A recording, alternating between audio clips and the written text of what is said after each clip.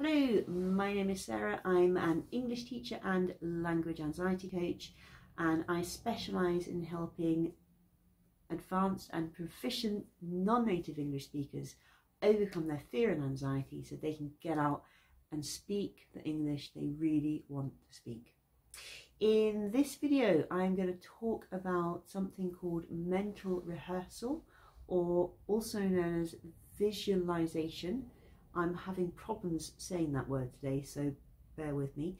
And really how language learners can use mental rehearsal to get better results with their speaking, or other things about learning English too. So first of all, what actually is mental rehearsal? Mental rehearsal is basically practicing something, but practicing it in your mind. Now you might be thinking, Sarah, come on, I've got grammar homework to do, I've got to write my CAE essay.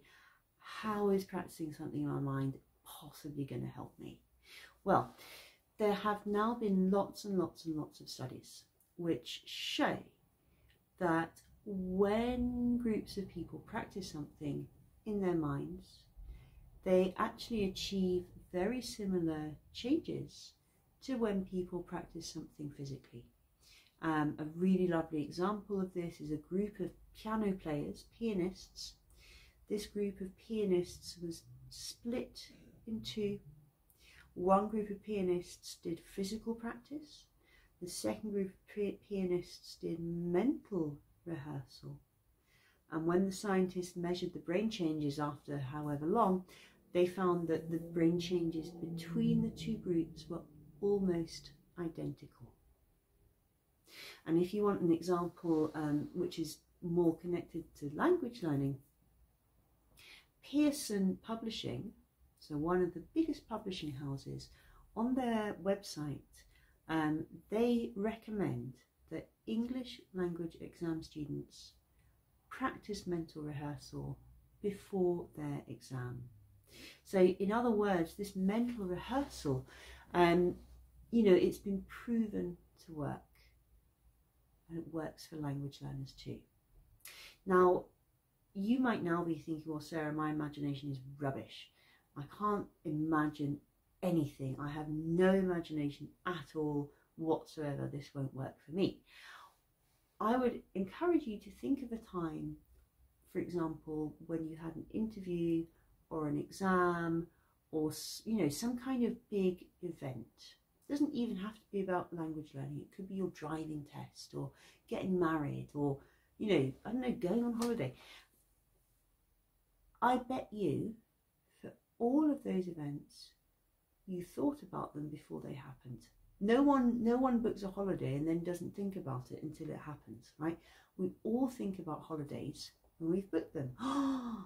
Oh wow, I'm going to go to the beach, I'm going to be, oh wow, wonder what the food's going to be like. So we do this, right? We do it for the good stuff like holidays, but we also do it for the stressful stuff like exams. Oh my gosh, am I going to remember all that vocabulary? What happens if I forget how to do the picture task because I'm so nervous? What is the examiner going to be like? So, we can't really stop ourselves from imagining future events. It's impossible. And if you can do that, you can absolutely learn how to do mental rehearsal, because mental rehearsal really is about taking that skill, that ability that we have to imagine future events, and make sure it's really, really positive instead of being really, really negative. So I'm going to talk about how you can do this. I'm going to talk about in general how you might need to relax and what you need to do, and then I'm going to give you 3 specific situations where I think mental rehearsal could be really useful for you. So the first thing is that in order to do mental rehearsal, you do need to be quite calm and relaxed. Okay, it's not really the best thing to do when you're feeling really stressed out and you've got a massive deadline and you're very tired. Okay, so I'm going to put a link below this video that will take you to a YouTube video about relaxing, a short one. There are many of these on YouTube, little 5-minute videos that help you to relax. Okay, but basically things that you can do here include just taking 2 or 3 minutes to focus on your breathing. If you do meditation, this should be quite an easy one for you. Doing a kind of relaxation exercise of your body, so going from your head down to your shoulders, down through your torso into your legs. Any kind of technique like that where you can really ground yourself and relax yourself so that your mind isn't running like this, worrying about what's going to happen next. So once you've done that, once you are reasonably calm and relaxed, you can start your mental rehearsal. And a really good example of something that you can use mental rehearsal for is those future situations, exams, meetings, presentations. Now, the key thing is to make this as real as you can. Now, we all have different minds and they all work in different ways. For some people, it's very easy to see stuff in their minds. For other people, it's very hard to see stuff in their minds. But it might be really easy to imagine what you hear. It might be really easy to imagine what you can touch and feel. And it might be easy to imagine physical sensations. So in whatever way works for you, you need to imagine that future event and make it as real as you can. So things to think about are, what are you wearing? What are the other people wearing? What can you smell? What can you hear? How are you sitting? How are you standing? Are you like this? Or are you like this? You want to concentrate on your feelings. Do you feel confident? Do you feel proud? Do you feel happy? How do you feel in this future situation? And you really need to watch this future situation as it happens. If you're imagining your IELTS speaking exam, see yourself going into that room. See yourself greeting the examiner. Feel yourself sitting into the chair. What's the chair like? Hear yourself answering those questions confidently and maybe with some humour as well. Imagine this great relationship between you and the examiner. Okay? Make it real and make it as real as possible. So another one that I think actually is a really good way of using mental rehearsal is before you sit down to do some study.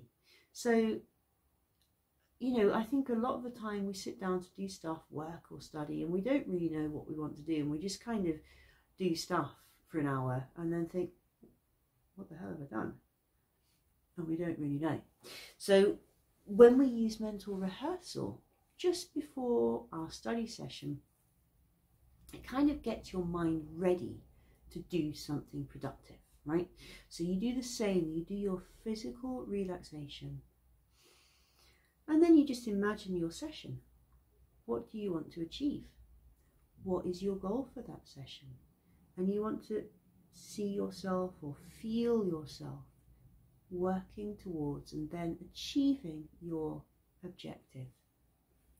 How do you feel at the end of the session when you've done this? Are you proud? Are you excited? Are you relieved? Are you going to go out and buy yourself a great big chocolate cake? Like, see the whole thing from start to finish and really focus on those positive feelings that you want to experience while you are studying.